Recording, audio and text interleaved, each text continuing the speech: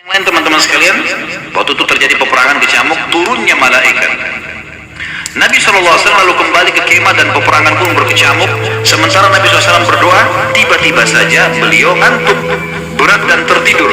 Sekejap, dan sekejap, ya, Abu Bakar melihat Nabi SAW lagi peperangan kecamuk ini. Nabi tadinya serius melihat. Dan pada saat itu tiba-tiba beliau terkaget. Baru beberapa detik kalau kita sekarang terbangun. Lalu beliau tersenyum. Dan Abu Bakar pun bertanya, wahai Rasulullah, kenapa anda tersenyum? Kata Nabi SAW, bergembira lawannya Abu Bakar. Abu Bakar berkata, apa berita gembira itu ya Rasulullah? Abu Bakar bertanya, apa berita gembira itu ya Rasulullah? Kata Nabi SAW, ini Jibril telah datang dengan menunggangi kuda putih dan bersamanya 1000 malaikat. Quraisy jumlahnya 1000 kurang. Ya, sekarang malaikat datang, kalau malaikat saja lawan sudah cukup, gitu kan? Belum pernah teman-teman sekalian, kata ahli sejarah, malaikat terlibat dalam peperangan kecuali perang Badar. Ini pendapat yang paling kuat. Peperangan yang lainnya Allah SWT tidak turunkan lagi bantuan malaikat, tapi mereka hadir menyaksikan, iya. Tapi ikut berperang tidak pernah kecuali di Badar. Nabi SAW lalu keluar dari kemahnya, kemudian beliau menggenggam tanah dan melempar tanah tersebut ke arah Quraisy sambil beliau bersabda, sungguh terhina wajah-wajah kalian. Beberapa sahabat yang pada saat itu di perang Badar masih dalam keadaan kafir berkata, demi Allah, waktu Nabi SAW melempar tanah itu kami menyaksikannya. Dari pasukan kafir kami menyaksikan. Mereka masih kafir, nanti masuk Islam. Dan tidak seorang pun di antara kami kecuali kena matanya debu itu. Lemparan pasir, padahal cuma segenggam ya. Ratusan orang ini semuanya kena dengan itu. Pelemparan tanah tersebut Allah ceritakan dalam Al-Quran. Kembali surah Al-Anfal ayat 17 sampai 18. A'udzu billahi minasyaitonir rajim. Falam taqtuluhum walakinna Allah qatalahum wa ma ramaita idh ramaita walakinna Allah rama wa liyubliyal mu'minina minhu bala'an hasana inna Allah sami'un 'alim. Dzalikum wa anna Allah muhinu kaidil kafirin. Maka yang sebenarnya adalah bukan kamu yang membunuh mereka, hai Muhammad. Bukan pasukan yang membunuh orang-orang Quraisy, akan tapi Allah lah yang telah membunuh mereka. Dan bukan kamu yang melempar pada saat kau sedang melempar, tapi Allah lah yang telah melempar tanah itu sehingga menyebar ke mata pasukan Quraisy. Allah berbuat demikian untuk membinasakan mereka dan untuk memberi kemenangan kepada orang-orang mukmin dengan kemenangan yang sempurna. Sesungguhnya Allah Maha mendengar lagi Maha mengetahui. Itu ayat 17. Ayat 18-nya, itulah karunia Allah dilimpahkan kepada kalian dan sungguhnya Allah melemahkan tipu daya orang-orang kafir. Allah Subhanahu wa taala juga menceritakan teman-teman sekalian tentang kejadian ini dalam surah Al-Anfal ayat 9 dan ayat 10 ya. A'udzu billahi minasyaitonir rajim, kedatangan malaikat yang 1000 itu ya.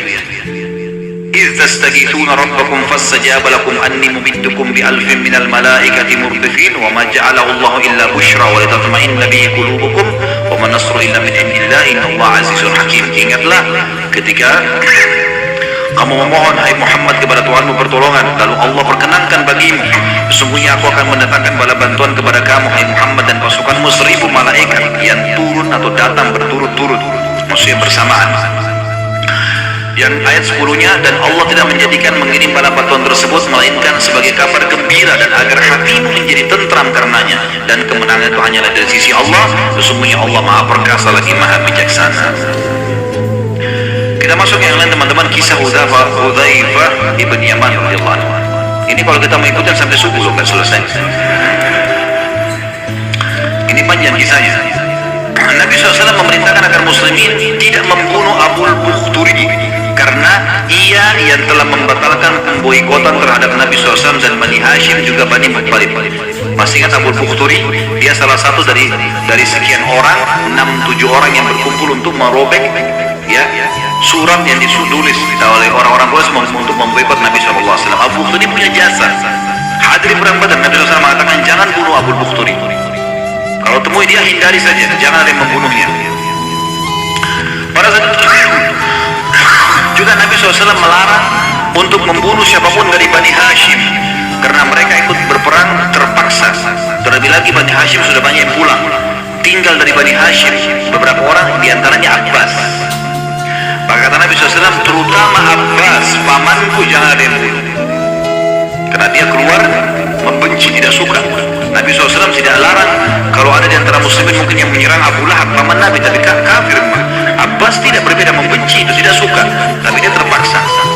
Salah seorang dari sahabat namanya Hudzaifah bin Yaman radhiyallahu anhu sempat marah dengan Quraisy karena beberapa kerabatnya telah terbunuh di peperangan itu, di perang Badar. Dia bilang, apakah kami melihat mereka Quraisy membunuh sana kerabat kami dan kami akan membiarkan mereka? Demi Allah, bila aku ketemu dengan Abbas pasti aku akan hantamkan pedangku ini ke wajahnya. Jadi ternyata Nabi SAW larang, tidak boleh kan? Tapi dia emosi, dia bilang kalimat itu. Sahabat ini mulia, Hudzaifah bin Yaman terkenal, orang yang sangat mulia. Tapi pada saat itu dia tidak tahu kenapa dia ucapkan kalimat itu dengan jengkel di medan perang. Kok bisa Abbas dilolosin? Kalau Abbas ketemu saya akan bunuh. Nabi SAW saat mendengar perkataan Hudzaifah berkata kepada Umar bin Khattab, sedang berada di samping Nabi SAW, wahai Umar, apakah engkau akan membiarkan paman Nabimu dibunuh? Umar langsung angkat pedangnya mengatakan, ya Rasulullah, gampang, izinkan saya tebas lehernya Hudzaifah. Selesai, saya bunuh. Hudzaifah sudah jadi munafik, Anda larang bunuh, dia bilang bunuh. Maka kata Nabi SAW, jangan, biarkan saja dia. Hudzaifah berkata setelah selesai peperangan, sungguh aku tidak tahu kenapa aku mengucapkan kalimat tersebut, dan masih saja kalimat tersebut membebaniku selama aku hidup dan tidak akan terbayar kecuali aku mati syahid. Akhirnya Hudzaifah bin Yaman terbunuh mati syahid di Yamamah ketika melawan Musailamah al-Kadzdzab. Ketika peperangan sedang berkecamuk, teman-teman sekalian, Abu al-Bukhturi dengan salah satu temannya sempat dilihat oleh beberapa sahabat, dan salah satu dari sahabat yang bernama Mujadzir radhiyallahu anhu. Mujadzir ini, teman-teman sekalian, berkata pada Abu Bukhturi, sesungguhnya Nabi kami telah melarang kami membunuhmu. Abu Bukhturi bilang, bagaimana dengan sahabatku ini? Ada teman di sebelahnya. Kata para sahabat, kami tidak dilarang membunuhnya, ya, cuma kamu saja sendiri. Abu Bukhturi bilang, aku tidak akan membiarkan sahabatku kalian bunuh. Mujadzir lalu berusaha menyerang sahabat Abu Bukhturi, tapi Abu Bukhturi terus menghalangi, dan akhirnya Mujadzir, ya, tidak sengaja melayangkan pedangnya, dan akhirnya Abu Bukhturi menyerang Mujadzir dengan pedang. Pada saat diserang, dia menangkis, kemudian dia menyerang tidak sengaja kepada Abu Bukhturi, dan Abu Bukhturi akhirnya terbunuh. Pada saat itu Nabi SAW sudah dipesan, jangan bunuh Abu Bukhturi, apapun alasannya, hindari. Tidak usah membunuh temannya, sama temannya pun ditinggalkan. Mestinya begitu perintah Nabi SAW. Mujadzir segera menghadap diri kepada Nabi SAW dan berkata, demi Allah ya Rasulullah, aku tidak mau membunuhnya, tapi ia terus menyerangku hingga aku harus membela diri, dan akhirnya membunuhnya. Terus saja Mujadzir meminta ridho Nabi SAW sampai Nabi SAW memaafkannya. Dan kita renung di sini, teman-teman, bagaimana para sahabat sangat menjaga perintah dan juga larangan Nabi SAW.